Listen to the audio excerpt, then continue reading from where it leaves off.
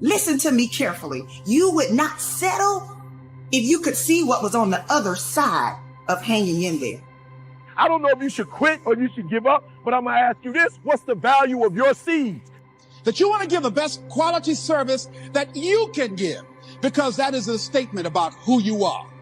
I don't care how good you are, how talented you are, I don't care how much you work on yourself. There are some times when things aren't going to go right. There are times when anything that can happen will happen. Life will knock you between the eyes. It will catch you on the blind side, come out of nowhere stuff you can't anticipate that will knock the wind out of you. You want to give up. After a while, it turns into regret. After a while, you start resenting the fact that you settled. When you give up hope, you stop dreaming. My friend, you stop believing. Can I ask you a question? When did you stop hoping? When did you stop believing? When did you stop talking? When did you stop dreaming? What was the day? What was the moment? What happened? Because I'm here to tell you, as a man thinks, so is he. Don't you ever lose hope. Don't you ever give up your mindset. Your dream is worth fighting for.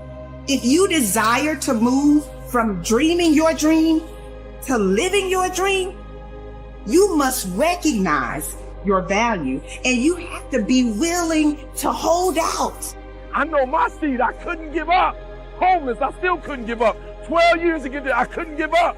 I'm one class shy, the stats of the PhD. I can't give up. Why? Because the value, what it's worth, what I put in too much. I've given too much. I've sweat too much. I've given up sleep. I've given up friendships. I've given up so much stuff that I had to get back later. Why? Because the value, I put too much in it. What's it worth to you? What does it cost? What price have you paid for it? What has it cost you? And if it costs you something, then you better not quit until you get a harvest. You better not quit till it's fully developed. You better not quit in the midst of the process, but you gotta ask yourself that. That's not for ET to answer. What is it worth to you? What's your seed? When your seed is fully developed, is it gonna bless the world? When your seed is fully developed, is it gonna change your life? For what you deserve. The moment I made up my mind, my life was transformed. And I'm telling you right now, if you get these two words in your spirit, your life will be transformed as well. My friend, hear me. Never settle. Never accept anything less than the goal. Focus on everything that you have to gain now that you recognize your value, now that you realize that you deserve more. Get your hopes up and don't you ever settle. Never settle.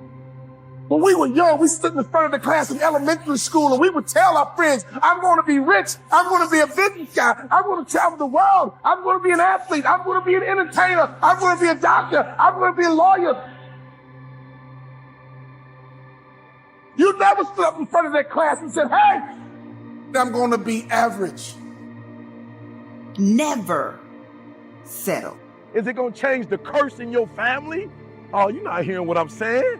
When E.T. got to, the harvest, all kind of people are being, somebody hit me the other day and said, E.T., I'm so glad that I'm alive at the time that you were alive. I'm so grateful. Why? Because E.T. at his best is blessing me to get to from where I am to where I want to be. And so I got to ask you the question, because when E.T. planted that seed, it's worth something to me. And I didn't give up when it got hard. I didn't quit, all right? So I love the song. You got to look it up. I love it. I love the song. The song said, it ain't over until God says it's over. Let me tell you something. It's some people out there. It's some people out there that wanted it to be over for E.T. that really tried to put me in a position for it to be over. But listen to me. It ain't over. It ain't over until God says it's over. So I might have left one thing, and that one door that closed on me, when the door got closed on me, it opened up the whole world. The wind out of you want to give up. What do you do when it seems like suffering won't stop? What do you do when it feels like your pain doesn't have a point?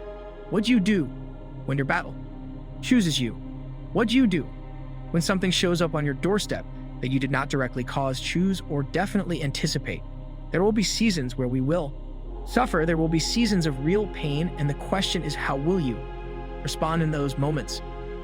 The other thing that's the key to self-motivation is recognize the fact that you're going to get into some slumps. recognize the fact that you're going to encounter a great deal of failure in life. It goes with the territory. But in the face of that, you want to be relentless. When you want something, don't expect everybody to say, oh, come on in. Oh, you want this? Oh, great. We want to give this to you. You're such a nice person. You're doing it for your family, aren't you? Great. No, life isn't like that. But you've got to decide that I'm going to be fearless. I refuse to be denied. And I'm going to go all out. I'm going to be relentless. I don't care how many no's I encounter. The next thing is that when you want something out of life, you've got to be willing to go into action. How to affect other people with words. I've got some good steps to communication. One is have something good to say. Saying something it has to come from something. You can't speak what you don't know. Talking is like writing a check. And you want to make sure you've got a verbal check that'll cash when you get ready to talk. And here's the true power of communication, when what you say is only the tip of the iceberg of all you know. We call that power. I'm sure we've all been around some people who very quickly told us more than they knew. But this is called do your homework. Have something good to share. Have something good to say. Communication is part of sharing. Then learn to say it well. Part of the gift of language is saying it uniquely. When you run out of money, when things don't work out for you, when things happen that you could not anticipate, what are the reasons that you can think of that can keep you strong?